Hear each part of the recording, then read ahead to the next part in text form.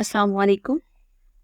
Here we will cover the applications of simultaneous linear equations and matrices. First of all, we will take example of classroom. ठीक है, हम एक classroom में students को arrange करते हैं. स्टार्ट से मैं स्टूडेंट्स को रिप्रेजेंट कर रही हूँ. ठीक है, लेट्स सी आपने एक क्लास में सिटिंग अरेंजमेंट में स्टूडेंट्स को इस तरह अरेंज किया है कि 4 रोज आ रही है और 3 कॉलम्स आ रहे हैं. ठीक है, आप देख सकते हैं C1, C2 and C3 3 columns आ रहे हैं और इसी तरह R1, R2, R3 and R4. ठीक है, अब देखिए किसी भी स्टूडेंट की लोकेशन अगर फॉर एग्जांपल मैंने बतानी है, मतलब अगर मैं किसी को रेफरेंस दे रही हूँ और मैं ये कह रही हूँ क्लास में सेकंड कॉलम में 3rd रो में जो बच्चा बैठा है वो एहसन है. ठीक है, अगर मैं फॉर एग्जांपल एहसन की लोकेशन के बारे में बताना चाह रही हूँ ना, तो मैंने क्या कहा है कि सेकंड कॉलम में 3rd रो में वो स्टूडेंट मौजूद है. ठीक है, अच्छा अब देखिए सेकंड कॉलम में अगर वो स्टूडेंट मौजूद है और 3rd रो में मौजूद है तो ज़रा हम लोकेट कर लेते हैं. सेकंड कॉलम का मतलब क्या है, इस कॉलम में वो स्टूडेंट मौजूद है और साथ ही मैं रो भी मेंशन कर रही हूँ कि 3rd रो में मौजूद है. तो आप देख सकते हैं 3rd रो ये आ रही है, इसका मतलब है वो एहसन स्टूडेंट किस लोकेशन पे मौजूद है, इस लोकेशन पे. ठीक है, अच्छा अब इसी तरह अगर फॉर एग्जाम्पल हम किसी और स्टूडेंट की लोकेशन बताना चाह रहे हैं और हम ये कहना चाह रहे हैं कि वो स्टूडेंट C3 में मौजूद है बट वो R4 में आ रहा है. ठीक है, C3 का मतलब क्या है, 3rd कॉलम में वो मौजूद है और R4 का मतलब है 3rd कॉलम में मौजूद होने के साथ साथ वो 4th रो में है. देखिए ना, 3rd कॉलम में तो मेजॉरिटी स्टूडेंट्स मौजूद है 4, लेकिन हमें कौन सा स्टूडेंट चाहिए जो कि 4th रो में मौजूद हो. तो एक ही स्टूडेंट ऐसा है जो 3rd कॉलम और 4th रो में मौजूद है, इसका मतलब है वो स्टूडेंट यहाँ पे मौजूद है. तो जब हमने लोकेशन बतानी हो किसी भी ऑब्जेक्ट की, अगर हमने उनको प्रॉपर मैट्रिक्स की फॉर्म में अरेंज किया है तो हमेशा हम इस तरह लोकेशन डिफाइन कर सकते हैं. ठीक है, तो इसका मतलब ये है कि जो मैट्रिक्स में नंबर ऑफ रोज और नंबर ऑफ कॉलम्स हैं ये एक्चुअली फिजिकल फिनोमेनाज में भी यूज हो रही हैं. Here we will discuss some real life problems in which matrix invariant method used. Here we have an example. Length of rectangle is 6 times less than 3 times its width. First of all आप देखेंगे इसमें shape क्या given है. Rectangle given है तो ऐसा करते हैं हम एक रफ स्केच कर लेते हैं एक रेक्टेंगल शेप. ठीक है, रेक्टेंगल शेप में हमेशा 2 साइड्स हमारे पास इक्वल होती हैं, 2 अपोजिट साइड्स. तो इसका मतलब ये है कि ये वाली 2 साइड्स इक्वल है और इन दोनों को मैंने डबल स्लैश से मार्क कर लिया कि ये दोनों इक्वल हैं. ठीक है, तो क्वेश्चन के स्टेटमेंट में गिवन ये है कि जो रेक्टेंगल की लेंथ है वो 3 टाइम्स इट्स विड्थ से लेस है. ठीक है, अच्छा अगर हमारे पास ये कंडीशन मौजूद है इसका मतलब ये है अगर हमने यहाँ से साइमल्टेनियस लिनियर इक्वेशंस बनानी है तो सबसे पहले हमें डाटा के बारे में इंफॉर्मेशन होनी चाहिए. ठीक है, तो लेट कर लेते हैं कि यहाँ पे जो विड्थ है वो x के इक्वल है. ठीक है, ये देखिए ये विड्थ है और विड्थ को मैंने क्या मार्क कर लिए, x मार्क कर लिए.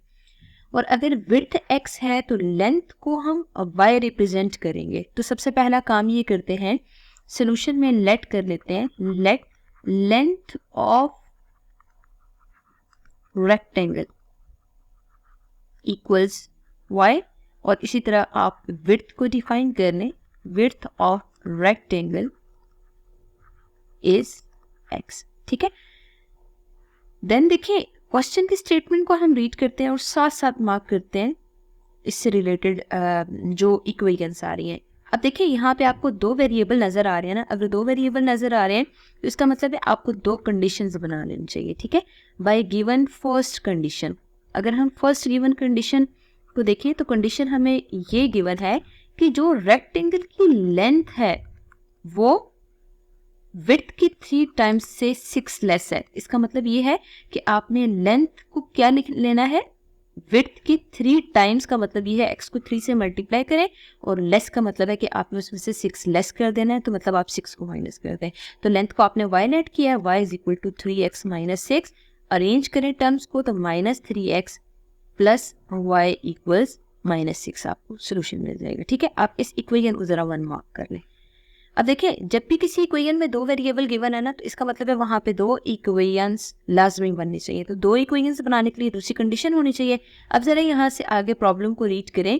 The perimeter of a rectangle is 140 centimetre. आपको गिवन ये है कि इसी रेक्टेंगल का जो पेरीमीटर है, पेरीमीटर 140 की इक्वल है। अब देखिए, पेरीमीटर तो गिवन है, लेकिन पेरीमीटर से ना तो हमें एक्स के बारे में इंफॉर्मेशन है, ना ही वाई के बारे में इंफॉर्मेशन है। लेकिन आपको पता है कि perimeter 2 into length plus width के इक्वल होता है जब हम रेक्टेंगल शेप लेते हैं। तो अब देखिए, यहाँ पे हमने ब्रेड्थ के हैं, ये विड्थ के हैं, इट्स अप टू यू, आप पुट कर दें। अब देखिए, क्वेश्चन में आपने लेंथ को y लेट किया है और विड्थ को आपने x लेट किया है और 140 की इक्वल है। 2 आपको नजर आ रहा है, दूसरी साइड आके डिवाइड होगा, वी विल गेट आंसर 70 है। 140 को जब आप 2 से डिवाइड करेंगे वी विल गेट आंसर 70। अब जरा इन दोनों इक्वेशंस को हम नोट कर लेते हैं।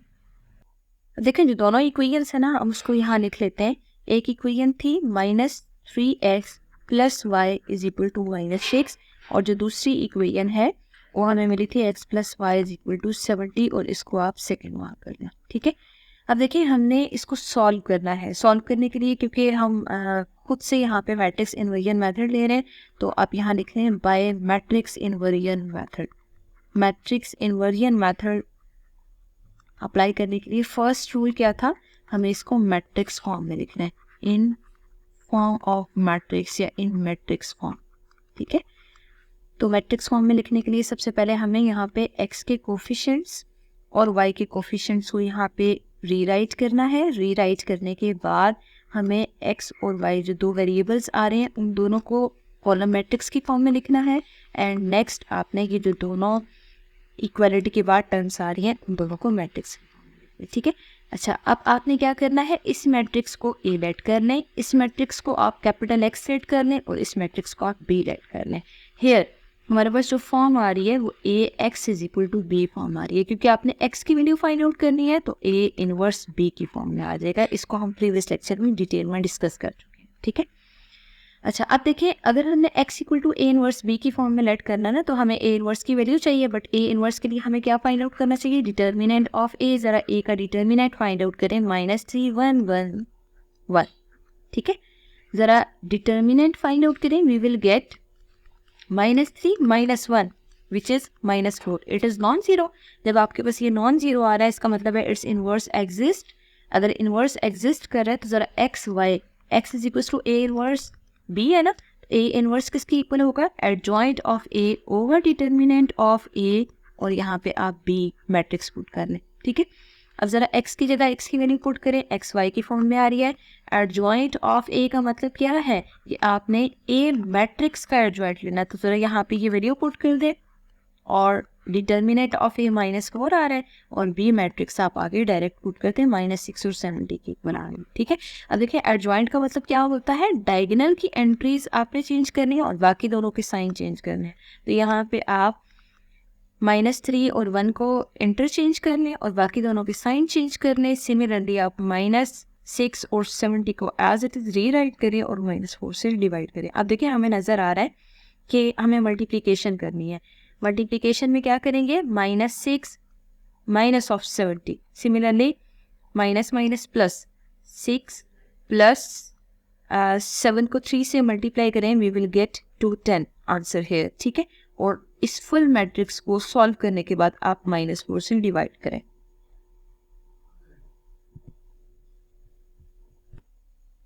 -70 -6 इज -76, और -210 +4 +6 का आंसर जो आ रहा है वो -204 आ रहा है। ठीक है, और इस मैट्रिक्स को हमें -4 से डिवाइड करना है।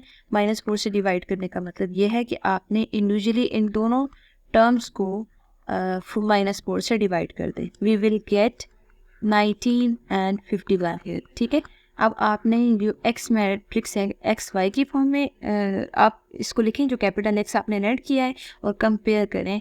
हेयर x की वैल्यू जो आ रही है वो 19 है और y की वैल्यू आपको 51 मिल रही है। ठीक है, अब देखिए, आपको डायमेंशंस फाइंड आउट करनी है। Find the dimensions of rectangle था ना क्वेश्चन। एक्चुअली डायमेंशंस का मतलब क्या होता है, जो रेक्टेंगल है उसकी दो डायमेंशंस होती हैं, एक लेंथ है और एक विड्थ है।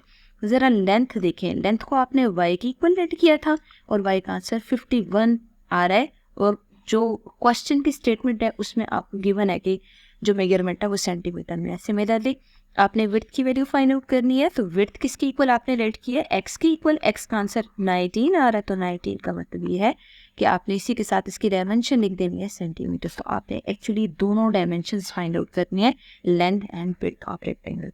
अब आपने जब इसी क्वेश्चन को मैट्रिक्स इन्वर्जन मेथड से सॉल्व करना है ना, तब भी आपके पास सोल्यूशन सेम होगा। मतलब कोई भी फिजिकल प्रॉब्लम आता है, अगर आपने उसमें दो वेरिएबल स्टेट किए हैं तो मस्ट है दो इक्वेशंस बनेंगे, और आपने उन दोनों इक्वेशंस को खुद क्वेश्चन में ढूंढना होगा। क्वेश्चन को रीड करें और उन दोनों कंडीशंस के कोरिस्पॉन्डिंग दो इक्वेशंस बनाएं, और उन दोनों साइमल्टेनियस लीनियर इक्वेशंस को by using matrix inversion method solve करेंगे। और जब आप इसको क्रैमर रूल से सॉल्व करेंगे तब भी आपके पास आंसर हमेशा सेम आएगा। Here is the assignment for you. You have to solve these two questions by using matrix inversion.